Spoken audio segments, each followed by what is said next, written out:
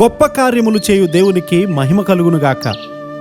ప్రియ స్నేహితులందరికీ దివ్య వాక్యోదయం. ఈనాటి పాఠ్యభాగము దానియేలు 11:32.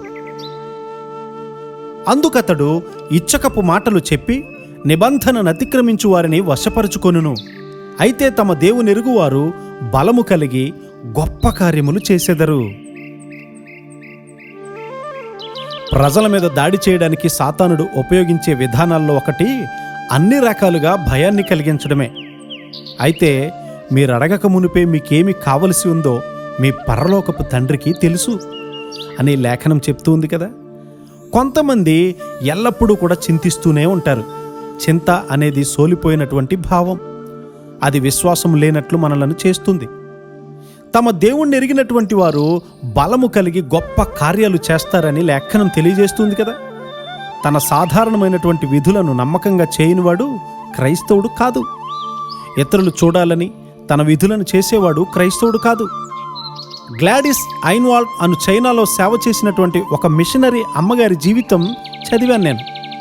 చైనా వెళ్ళడానికి అతి తక్కువ వెలగల టిక్కెట్ ఇవ్వమని అడిగినప్పుడు ఆ అధికారి, నీకు మేమిప్పుడు టిక్కెట్టు ఇవ్వము, అక్కడ యుద్ధం జరుగుతుంది, మేము నిన్ను పంపిస్తే నీవక్కడ చనిపోతావు అన్నాడు. టిక్కెట్టు ఖరీదు 47 పౌండ్లు అయినప్పటికీ ఆమె దగ్గర 3 పౌండ్లు మాత్రమే ఉన్నాయి. ఇప్పుడు నా దగ్గర 3 పౌండ్లు తీసుకుని టిక్కెట్ ఇవ్వండి, మిగతా 44 పౌండ్లు వంతుల వారిగా కట్టగలను అని ఆమె అడిగినప్పుడు టిక్కెట్టు ఇవ్వనన్న అధికారి మొత్తం డబ్బు చెల్లించాక టిక్కెట్ ఇచ్చాడు. దాని కొరకు ఆమె చిన్న చిన్న పనులు చేసి కట్టింది. చివరకు చైనా చేరేసరికి ఆమెను తరిమివేయడానికి మట్టి బురద చల్లి అవమానించారు. అయినా ఆమె పట్టు విడవకుండా ప్రజల యొద్దకు వెళ్ళింది. ఆమె తన ఇంటిని ఒక వసతి గృహంగా చేసినా కూడా ఎవరూ అక్కడికి వెళ్ళలేదు.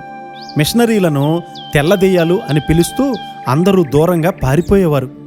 ఆ దారి వెంట వెళ్లే బాటసారులను ఆపి అలసిపోయిన గుర్రాలను తమ వసతి గృహాల దగ్గరకు తెచ్చినప్పుడు అవి ఆ రాత్రంతా అక్కడ ఉండి సేద తీర్చుకునేవి.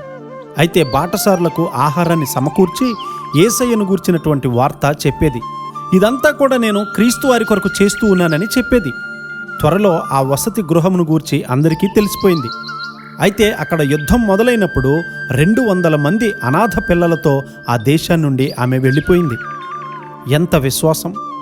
నీ బలహీనతను, నీ పరిమితిని, నీ పరిస్థితులను చూసి నీవెప్పుడూ భయపడకు. దేవుణ్ణి ఎరిగిన వాడవైతే ఆయన కొరకు గొప్ప కార్యములు చేసే కృప దేవుడు మనకు సమృద్ధిగా అనుగ్రహించునుగాక. ఆమేన్.